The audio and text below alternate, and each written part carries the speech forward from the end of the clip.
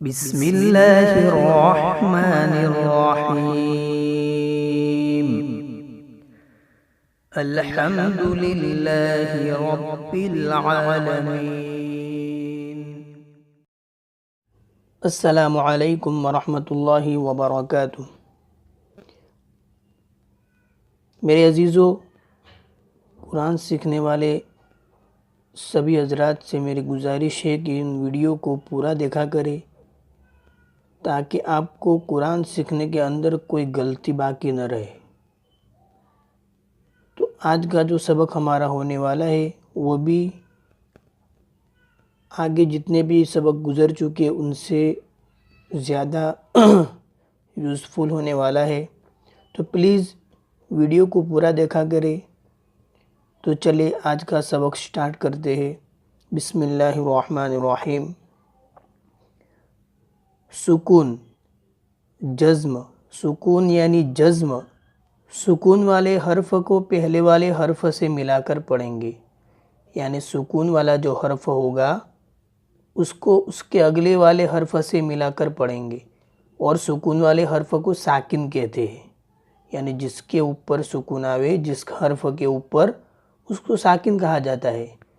تو جیسے دیکھیے ان، یہ نون ساکن ہے اور یہ الگ سے نہیں آتا حضرات، اس کو کسی نہ کسی کے ساتھ ضرور ملایا کرتے ہیں۔ جیسے نون کے آگے الف کے اوپر زبر ہے، اسی طرح بل، لام ہے، اس کو با سے ملایا، الگ نہیں آیا کر، الگ پڑھ ہی نہیں سکتے، اس لیے اس کے آگے کوئی نہ کوئی حرف ضرور ہوتا ہے۔ جیسے اذ، ان، ام، حل،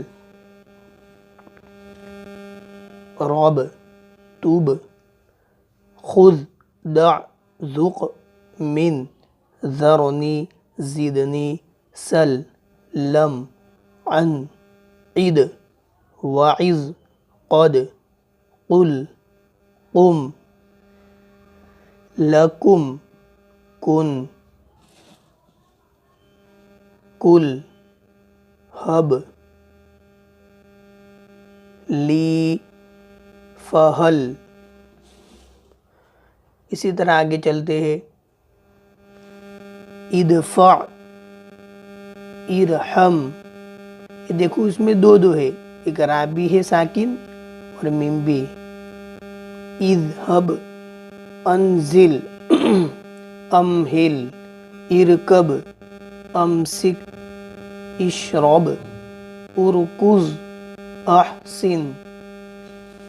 اسی طرح آگے دیکھو۔